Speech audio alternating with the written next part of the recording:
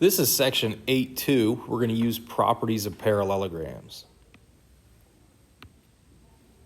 What is a parallelogram?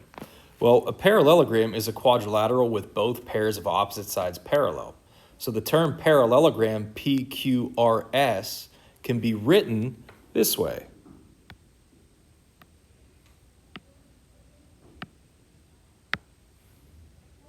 So I'm using that highlighter there. That little shape that's in front of the PQRS, that's a parallelogram symbol. So when you see that, you read it as parallelogram PQRS. So in this parallelogram, you have some sides that are parallel. Segment PQ is parallel to segment RS because of the markings, those colored in triangles. Also, you have segment QR parallel to segment PS. Again, notice the markings. That picture at the bottom is what a parallelogram looks like, but it's not a parallelogram unless they tell you it's a parallelogram or unless the marks are there. You can't just say it's a parallelogram because it looks like it. Here's a couple theorems, and it looks like they're both named Theorem 8.3. That doesn't make a lot of sense. First one says, if a quadrilateral is a parallelogram, then the opposite sides are congruent.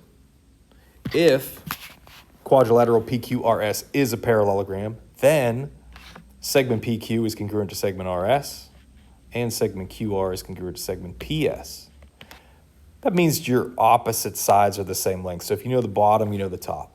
If you know the left side, you know the right side. That's Theorem 8.3.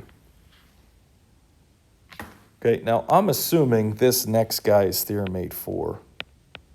And I could be wrong in this assumption, but we're just going to go with it. The second theorem says if a quadrilateral is a parallelogram, then its opposite angles are congruent.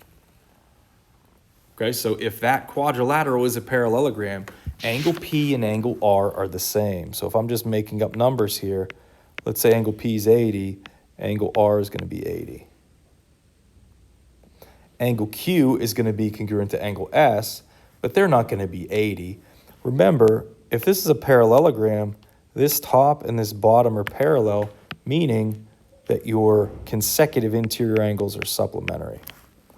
So if you know one angle, the other one is its supplement, the one that's next to it.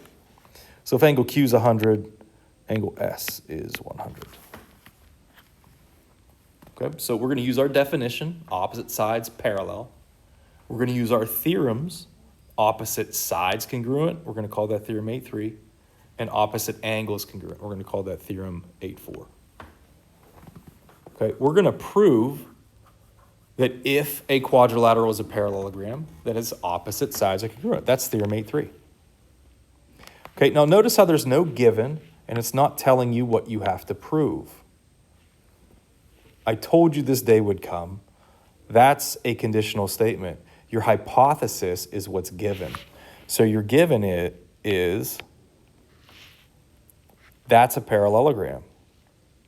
So we're going to say, we're just going to call this shape QRSP,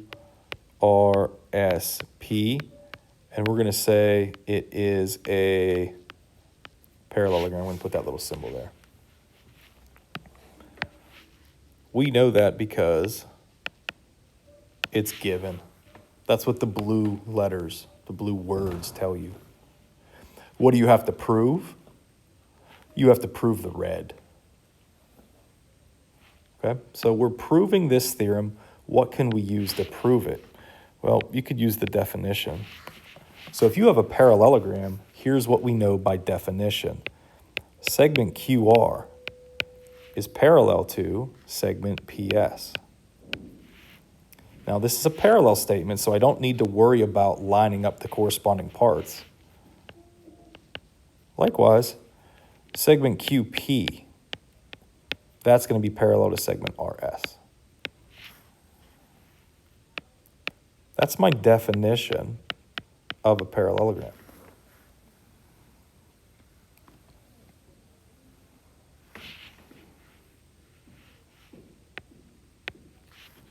Now, let's use the fact that we have some parallel segments here. Remember, parallel segments give you congruent angles somewhere.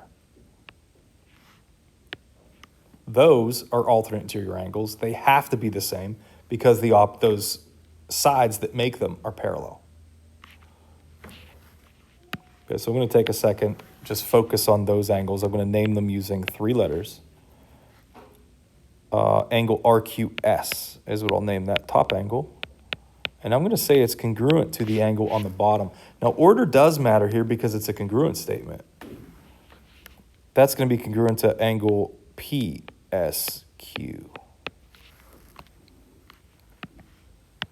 Okay, now you can go to another step if you want, or you could stick with the same step because we have another pair of alternate interior angles that are also congruent. Just watch how you name them. Use 3 letters. Angle PQS is congruent to angle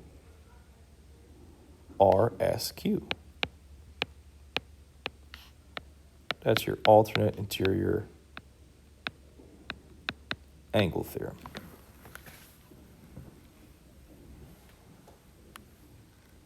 Okay, now we didn't mention it earlier. Maybe we should mention it. That parallelogram has a diagonal on it. Notice how it makes 2 triangles. Why did we study triangles for so long? Well, it's for this moment. So you can realize that those 2 triangles being congruent is going to pretty much prove anything you want to prove about a shape. Okay, so segment QS is on both of these triangles. Just watch the order. Segment QS goes with segment SQ. They're congruent by the reflexive property.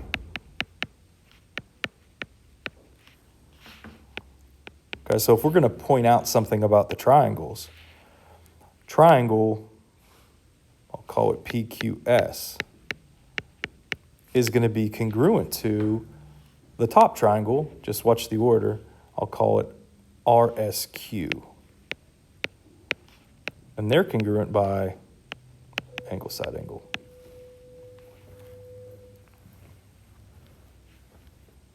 Notice what we have to show. Remember your red words. I'll highlight it here just so you can see. You got to prove, that the opposite sides are congruent. Well, if you have congruent triangles, what do you know about their corresponding parts? They're going to be congruent too. Okay, so that statement you have in number 5 tells you 6 things. It definitely tells you that segment PS is congruent to segment RQ. And it's definitely going to tell you, that's the top and the bottom, by the way. It definitely tells you that segment PQ is congruent to segment RS. Remember CPC/TC? Okay. So we just showed that the top and the bottom are congruent, and we showed that the left side and the right side are congruent. We proved that the opposite sides are congruent. Okay. So we proved that theorem 8.3.